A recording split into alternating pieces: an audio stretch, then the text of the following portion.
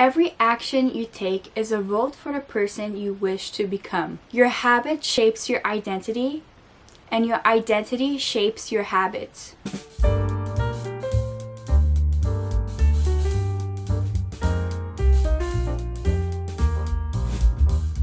Hello and welcome back to Sandra's Shelf, where I talk all things self-help and lifestyle. So, new year, new me, right? Well, technically, kinda, maybe, I don't know. It all depends. And what does it depend on? It depends all on you and your habits. Habit is the number one key to a great life and a successful life, and the life exactly the way you want to lead it.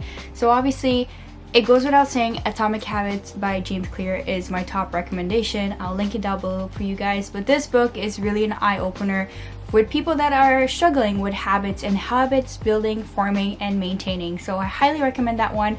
But we won't be talking much about this book. We'll be talking about actually goal setting and how to stick to your goals this year. So without further ado, let's get into the 5 things that I do in order to accomplish my goals year to year. So now, first things first, you gotta establish your true goals.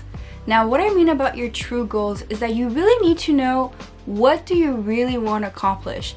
Not what your parents want you to accomplish, not what society wants you to accomplish, not what your boyfriend, your girlfriend, your friends expect of you, but what you expect of yourself.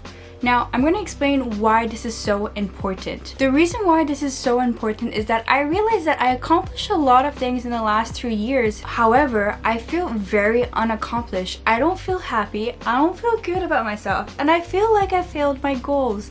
And you know why? It's because I prioritized the wrong things. I thought that YouTube is my number one priority. I thought that TikTok was my number one priority. And you know what ended up happening? I wasn't so successful in YouTube and TikTok because I wasn't happy. My number one priority is to be a published author, and every year I associate myself as a writer and a reader before a content creator. Obviously, since I work from home and I work for myself and I work as a freelancer, obviously I need to make money. Obviously I need to do these venues. I need to do, the work. I need to content create. I need to freelance if I want to make some money and, get somewhere. But however, I really did put the 2 biggest things that I identify with in the back burner, which is a writer and a reader. Now, you guys heard me open this video with a quote by James Clear in his book Atomic Habits.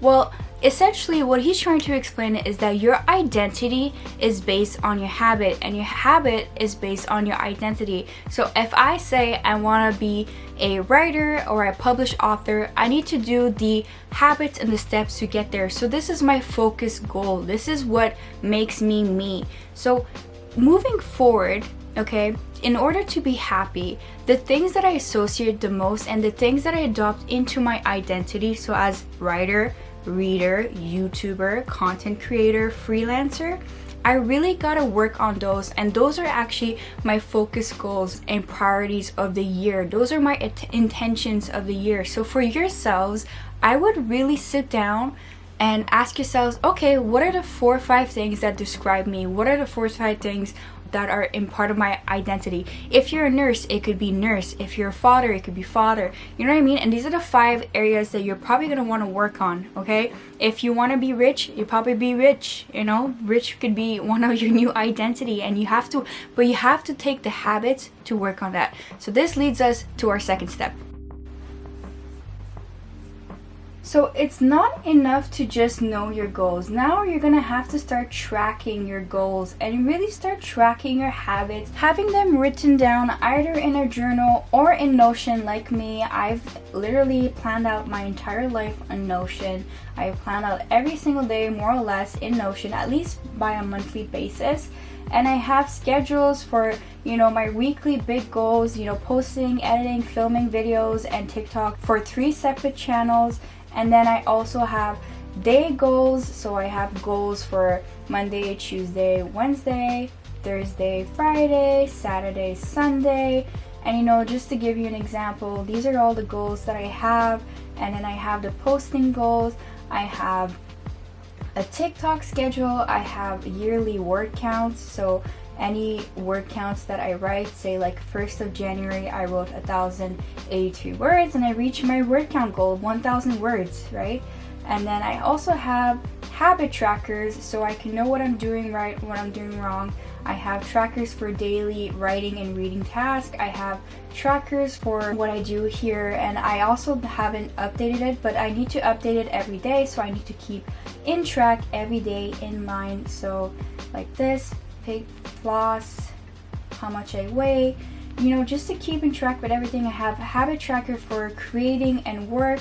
I have habit tracker for writing, habit tracker for reading, posting, budget, even my reading list. Nowadays I'm going to be tracking everything I read and everything I want to read for the year. So yeah, everything needs to be tracked. You really need to be held accountable and try to track things as best as you can. Now, if you don't like the digital stuff, you can also use journals to track everything. You can write things down.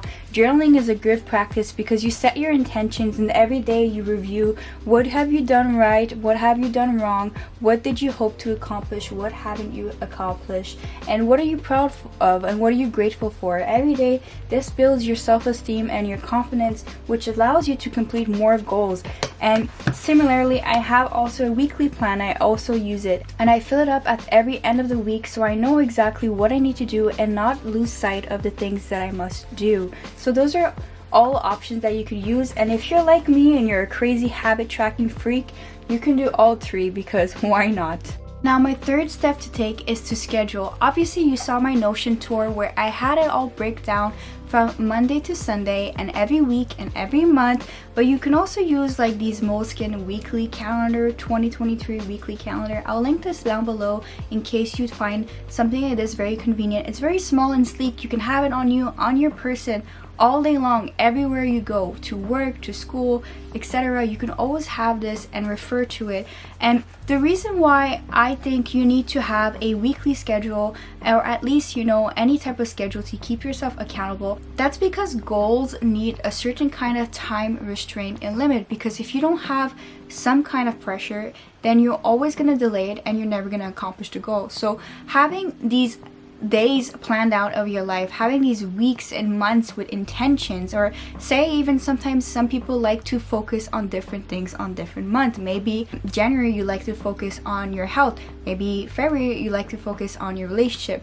And when I mean focus, I mean like put more thought into it, do more things related to it, and build new habits, right? Honestly, scheduling, having time restraint is actually how we get things done. It's like when you're at work or at school. If you don't have a time limit, if you don't have a due date, you're not going to get it done. Why would you get it done? You don't need to. You don't have that pressure to, right? So this is the same thing with your goals. If you really want to lose X amount of weight, you really have to say, all right, I'm gonna lose 1 kilo a week to lose 30 kilo in total, with maybe a few weeks of grace period, which means in 50 weeks time, a year's time, I should be able to lose that 30 kilo that I want to lose and feel great.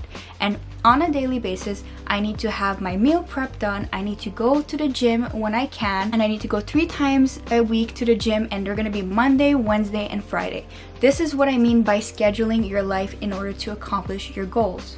Now, the fourth thing that you need is reminders. My way of reminding myself of my goals is to read books on habits, read books on the things that I want to accomplish. So if I want to accomplish writing a book, then I'm going to read books on writing habits. I'm going to read books on other writers and other writers' creative journey. I'm going to watch videos, YouTube content. You got to keep inspired. Keeping inspired is what reminds you of your goals, is what keeps you accountable throughout the year. Some other examples of reminders would be creating a vision board and having it set as your background for your laptop or your phone lock screen. And then you have other things you could do. You can print out quotes, have a quote book where you read these quotes to keep you inspired, keep you motivated, keep you pushing, and read books that are also inspirational. And there are so many things you can do to just keep reminding yourself. You can have alerts on your phone, you can have a weekly check-in on your phone, you can do so many things. On Notion, you also can do a lot of things where you can remind yourself and just check off all the things that you want to do this year. Did you finish writing your novel this month? Yeah, actually I finished it on January 20th. Did you post 2 YouTube videos a week? Yeah, of course. I even posted on my other channels, and I've been posting 3 TikToks a day for every one of my channels. Can you believe that? Oh, I have no further questioning at this time.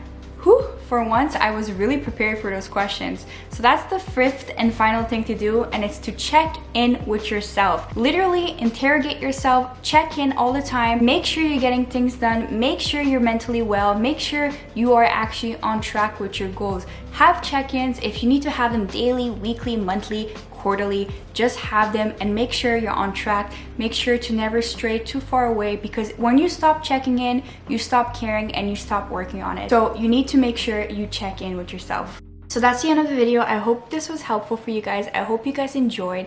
At least I hope you guys find it entertaining if you don't find this helpful. But please consider some of these steps and see if it can help you this year. Also, please feel free to share some of your steps and your tricks on goal setting and how to stick to your goals. I would love to hear them, and I'm sure everyone else would love to hear them too. For now, I'm going to go and work on my other goals, and I'll see you on the next shelf.